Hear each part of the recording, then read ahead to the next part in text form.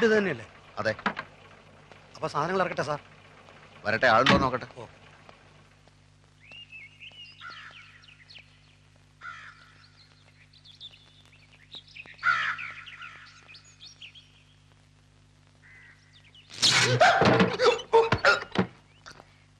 ആരാ? ഓ, shock അടിച്ചതായിരിക്കും. Switch കേടാ. Switch കേടാണെങ്കിൽ മാറ്റാത്തത് മനഃപൂർവ്വം മാറ്റാത്തതാ. അതെന്ത്? അതങ്ങനെയാ. പിന്നെ തഹസിൽദാരെ കാണാനാണെങ്കിൽ ആഫീസിൽ ചെല്ലണം. ഞാൻ പുതിയ തഹസിൽദാരാ.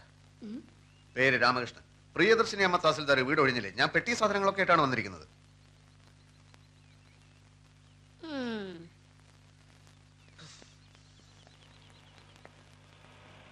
പെട്ടികൾ ഇറക്കട്ടെ സാർ?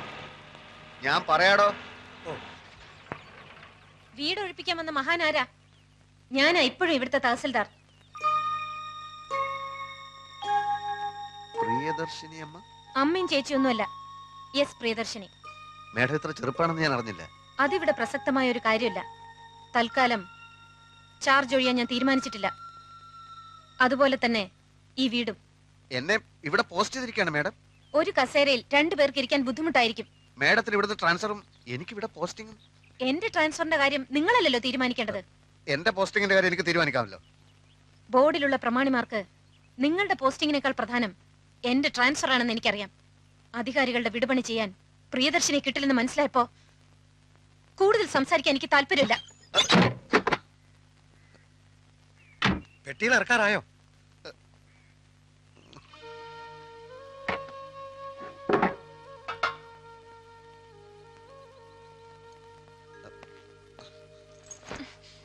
ഒരേ ഡിപ്പാർട്ട്മെന്റിൽ ജോലി ചെയ്യുന്ന ഒരു സഹജീവിയാണ് ഞാനെന്നുള്ള പരിഗണന വേണ്ട. ഞാനൊരു മനുഷ്യജീവിയല്ലേ. എനിക്ക് പറയാനുള്ളത് മുഴുവൻ പറഞ്ഞു തീരും മുമ്പ് മുഖത്തടിച്ചതുപോലെ വാതിൽ കൊട്ടിയടച്ചത് ധിക്കാരമാണ്. ഇവിടെ റവന്യൂ ബോർഡുണ്ട്, ഈ ഡിസ്ട്രിക്റ്റിൽ ഒരു കളക്ടറുണ്ട്, സംസ്ഥാനത്ത് വകുപ്പ് മന്ത്രിയുണ്ട്, ഭരണകൂടമുണ്ട്. കേവലം ഒരു തഹസിൽദാരായ നിങ്ങൾ എന്നെ പേടിപ്പിക്കാൻ നോക്കുകയാണ്. ഞാൻ ടാക്സി പിടിച്ച് പെട്ടി സാധനങ്ങളുമായിട്ടാണ് വന്നിരിക്കുന്നത്. 1/2 മണിക്കൂർ സമയം തരുന്നു. അതിനു മുമ്പ് വീട് ഒഴിഞ്ഞില്ലെങ്കിൽ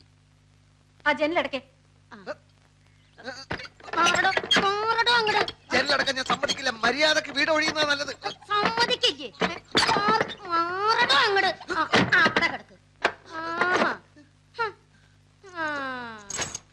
പെണ്ണുപിള്ളേ, എന്റെ ദേഷ്യം കൂടും തോറും നിങ്ങൾക്ക് ഉണ്ടാവാൻ പോകുന്ന ഭവിഷ്യത്തിന്റെ ആക്കം കൂടുകയുള്ളൂ എന്ന് മനസ്സിലാക്കുന്നത് നന്നായി.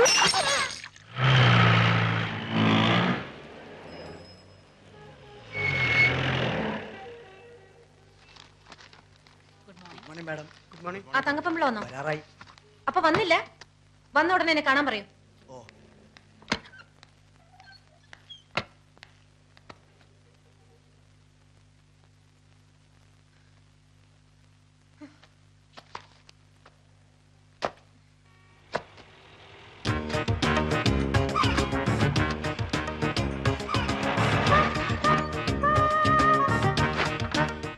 പെട്ടിയും സാധനങ്ങൾ ഇറക്കട്ടെ സാർ?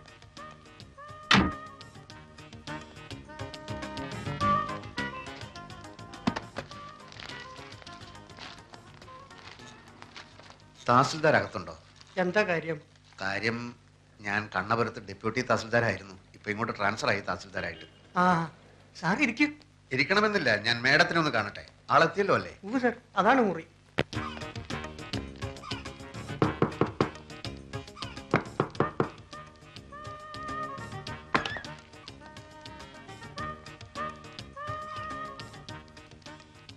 ഞാൻ മാപ്പ് പറയാൻ വന്നതാണ്. ഞാനങ്ങനെ ക്ഷോഭിച്ച് സംസാരിക്കാൻ പാടില്ലായിരുന്നു, പ്രത്യേകിച്ചും ഒരു സ്ത്രീയോട്. ഞാൻ കാരണം ഒരു ഗ്ലാസും പൊട്ടി. ഗ്ലാസ് ഞാൻ വാങ്ങിച്ചു തന്നേക്കാം. എവിടെ നാട്? നാട് ഇന്ത്യ. അയ്യോ മേഡം ഭയങ്കര തമാശക്കാരിയാണല്ലോ. ഇത്രയും ഞാൻ പ്രതീക്ഷിച്ചില്ല. പുറത്തു പോണം, ഞാൻ ഡ്യൂട്ടിയിലാണ്. ഇന്ററപ്റ്റ് ചെയ്യാൻ ഒരാളെ ഞാൻ സമ്മതിക്കാറില്ല. മേഡം എന്നോട് ഇത്തിരി ദയവ് കാട്ടണം. എന്റെ 2 പെങ്ങന്മാർക്ക് ഇവിടുത്തെ കോളേജിൽ അഡ്മിഷൻ പറഞ്ഞു വെച്ചിരിക്കുക. വീട്ടു സാധനങ്ങളൊക്കെ പാക്ക് ചെയ്ത് അമ്മ നാട്ടിൽ കാത്തിരിക്കുക. തഹസിൽദാരായി പ്രൊമോഷനായിട്ട് എന്റെ ആദ്യത്തെ പോസ്റ്റിംഗ് ആണിത്. മേഡം നല്ല മനസ്സ് വിചാരിച്ച് എനിക്ക് ചാർജ് ഒഴിഞ്ഞു തന്നില്ലെങ്കിൽ എന്റെ കാര്യം. ഇയാൾക്ക് കോമൺ സെൻസ് ഇല്ലേ? കാര്യം പറഞ്ഞ മനസ്സിലാവില്ലേ? പുറത്തു പോവാൻ. മേഡം ഞാൻ ഇയാൾ എന്നെ ജോലി ചെയ്യാൻ സമ്മതിക്കുന്നില്ല. മേഡം ഞാൻ get lost I say.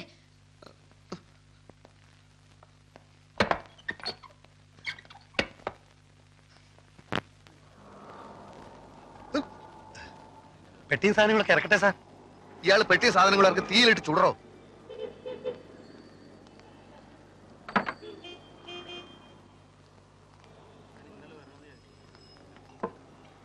Sir ഇവിടെ പോസ്റ്റിംഗ് കിട്ടി വന്നതല്ലേ, ചുമ്മാ ആ സ്ത്രീയുടെ മുമ്പിൽ താണു കൊടുക്കേണ്ട കാര്യം എന്താ?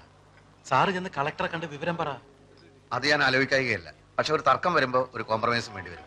അങ്ങനെ എന്നെ വല്ലയിടത്തേക്കും തൽക്കാലത്തേക്ക് മാറ്റിയാൽ എന്റെ പരിപാടി മൊത്തം പൊളിയും. എങ്കിൽ കോടതിയിൽ പോണം.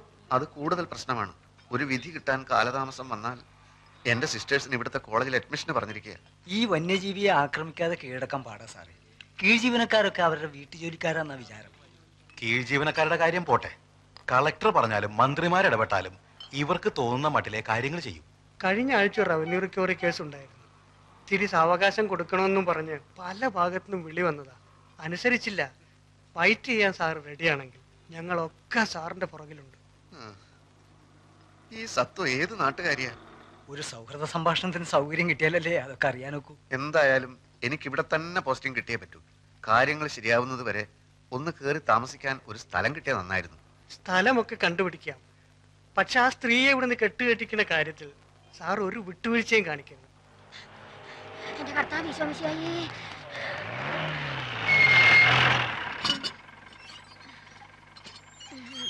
ഒരു കാര്യം തന്നെ പലതവണ പറയണോ? എങ്കിൽ പറയാം. ഞാൻ ഓഫീസിൽ നിന്ന് വരുമ്പോ സാധനങ്ങൾ വാങ്ങിച്ച് ഗേറ്റിൽ കാത്തു നിൽക്കണം. മനസ്സിലായോ? ഞാൻ നേരത്തെ വീട്ടിൽ നിന്ന് ഇറങ്ങിയതാ സാറേ. പലചരക്ക് കടയിൽ നല്ല തിരക്ക്.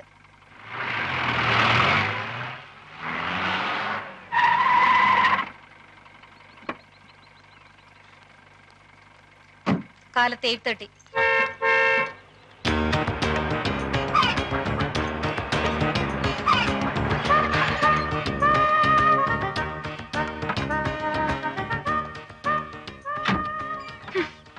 പെട്ടികൾ ഇറക്കേണ്ട ആവശ്യമില്ലല്ലോ സാർ. ഇറക്കണോ പെട്ടികള്?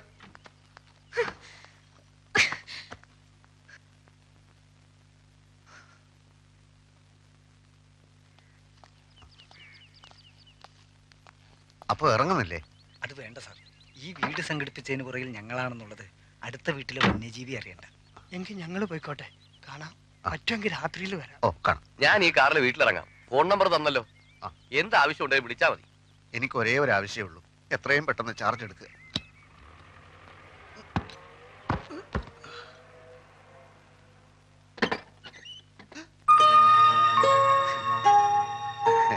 എന്റെ ഭാഗ്യത്തിന് ഇങ്ങനെ ഒരു വീട് ഒത്തുകിട്ടി. മാഡത്തിന് എപ്പോഴെങ്കിലും ആ വീട് ഒഴിയാൻ തോന്നിയാൽ ഇവിടെ ആവുമ്പോ എനിക്ക് എന്റെ പെട്ടി സാധനങ്ങൾ എടുത്ത് എളുപ്പത്തിൽ അങ്ങോട്ട് കയറാമല്ലോ. ആ, അത് നേരാ. പക്ഷെ ഞാൻ മരിച്ചു കഴിയുമ്പോഴായിരിക്കും ഇയാൾ ഇയാളുടെ പെട്ടി സാധനങ്ങളുമായിട്ട് ഇങ്ങോട്ട് കയറുന്നത്.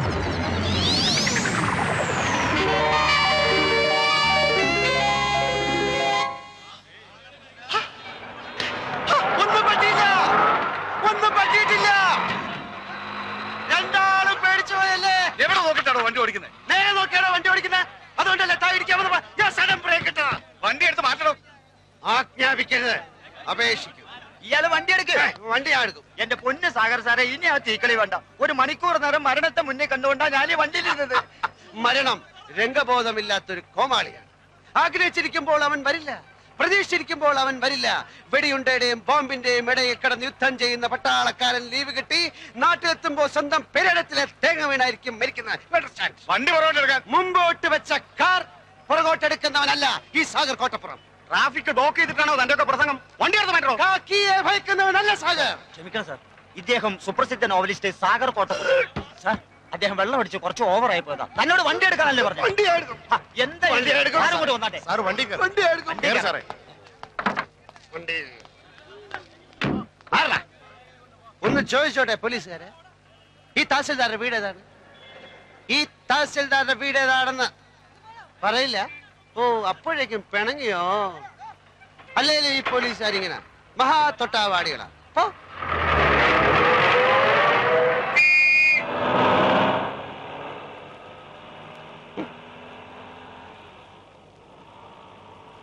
ഡ്രൈവറെ, തഹസിൽദാരുടെ വീട് അന്വേഷിച്ചു. ചോദിച്ചു പോ.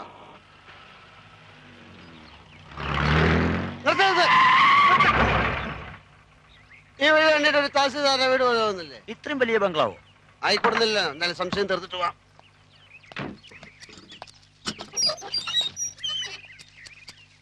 തഹസിൽദാരുടെ വീട് ഇതാണോ? തോട്ടക്കാരാ. തന്നോട് ഗേറ്റ് തള്ളി തുറക്കാൻ ആരാ പറഞ്ഞേ? തഹസിൽദാർ രാമകൃഷ്ണന്റെ വീടാണോ അല്ലയോ എന്നാണ് ചോദിച്ചത്. മുഖത്ത് കണ്ടില്ലേ? ഗേറ്റിൽ വലിയ അക്ഷരത്തിൽ എഴുതി വെച്ചിട്ടുണ്ടല്ലോ അഡ്വക്കേറ്റ് ഗോപിനാഥൻ എന്ന്. എഴുതി വെച്ചത് മുഴുവൻ സത്യമാകണമെന്നില്ലല്ലോ. ഉദാഹരണത്തിന് ഞാൻ എഴുതുന്ന നോവലുകൾ വായിച്ചു കാണും. തുഷാര അത് മുഴുവൻ സത്യമാണെന്നാണ് വിചാരം. അല്ലേ? അല്ല, വെറും ഭാവന.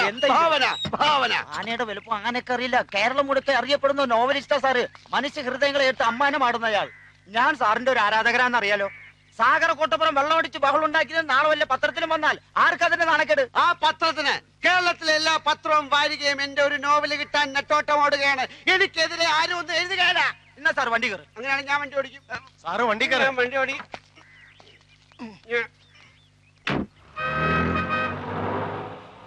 സാർ എത്ര നാൾ കാണും ഈ തഹസിൽദാരുടെ കൂടെ? 30 ആഴ്ചക്കുള്ള ഒരു തുടരൻ ഉടൻ വേണം. ഒരു സർവീസ് സ്റ്റോറിയാ ഉദ്ദേശിക്കുന്നത്.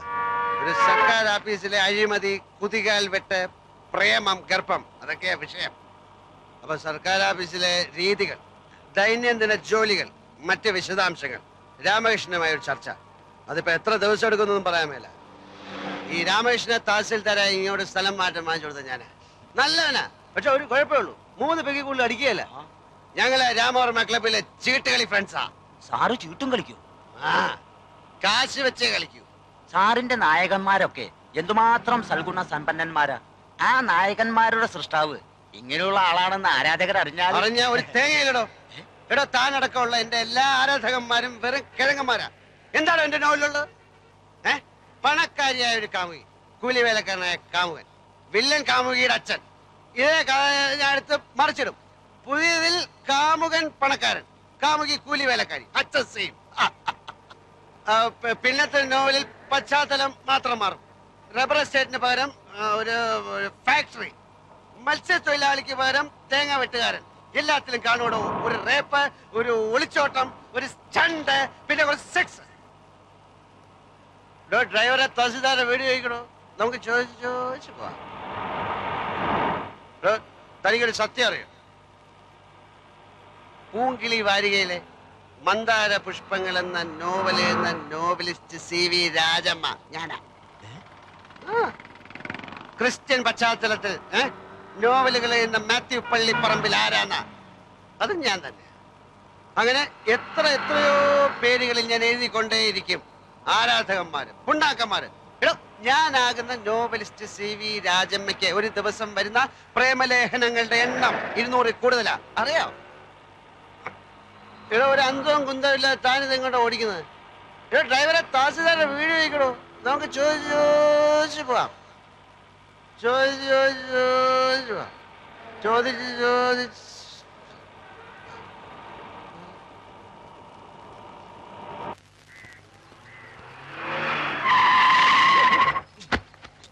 ആ, അത് തന്നെ വീട്. ആരുടെ വീട്? ആരുടെ വീടാ സാർ അന്വേഷിച്ചത്? ഇവിടെ ഒരു ചോദ്യത്തിന് ഉത്തരം മറ്റൊരു ചോദ്യമല്ല. ആരുടെ വീട് എന്നാണ് ഞാൻ ചോദിച്ചത്. നമ്മൾ തഹസിൽദാരെ വീടെത്തി സാർ. തഹസിൽദാരുടെ വീട്. തഹസിൽദാർ കുപ്പിയില് ബാക്കിയില്ലേ? ഇനിയും വേണോ? കുപ്പിയില് ബാക്കിയില്ലേ എന്നാണ് ചോദിച്ചത്. തഹസിൽദാരെ, എടാ തഹസിൽദാരെ സാർ. Get out. ഞാനും തഹസിൽദാരുമായിട്ടുള്ള ബന്ധം എനിക്ക് അറിഞ്ഞൂടാ. അപ്പൊ ഞാനിനി എന്ത് ചെയ്യണം സാർ? താൻ ഇതുവരെ എന്ത് ചെയ്തുകൊണ്ടിരിക്കുകയായിരുന്നോ അതന്നെ ഇനിയും ചെയ്താൽ മതി. Good night and pay this cash to that driver. തഹസിൽദാരെ, രാമകൃഷ്ണ, രാമകൃഷ്ണ, കൃഷ്ണ കൃഷ്ണ, രാമകൃഷ്ണ, രാമകൃഷ്ണ, രാമകൃഷ്ണ.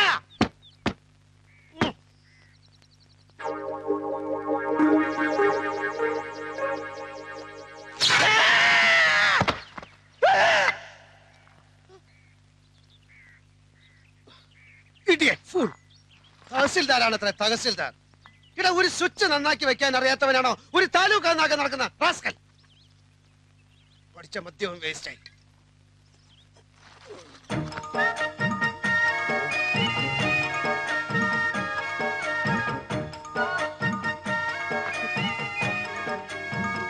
രാമകൃഷ്ണ, ഫ്രിഡ്ജൊക്കെ ഉണ്ടോ? അപ്പൊ സോഡ കാണും. ഇതിന്റെ അകത്തേക്ക് ഞാൻ എങ്ങനെയാണ് കിടക്കുന്നത്?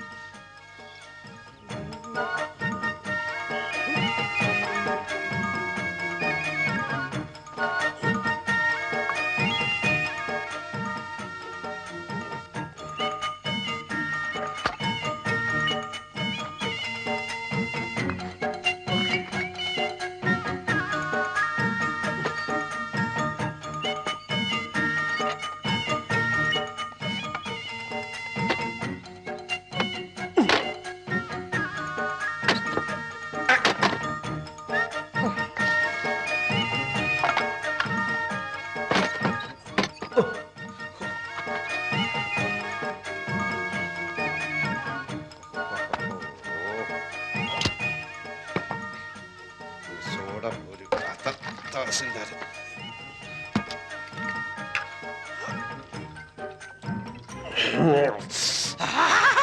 രാമകൃഷ്ണ,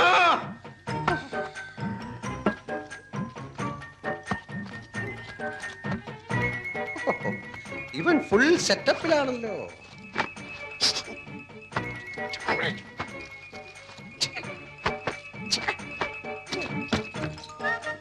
ഇതാരുടെ സാരി? ഇതിനിടെ ഇവ കല്യാണം കഴിച്ച? ഓ, ചിലപ്പോ ഇവന്റെ അമ്മയും സിസ്റ്റേഴ്സും ഒക്കെ വന്നു. കുറ്റകളൊക്കെ എവിടെ പോയി കിടക്കണം?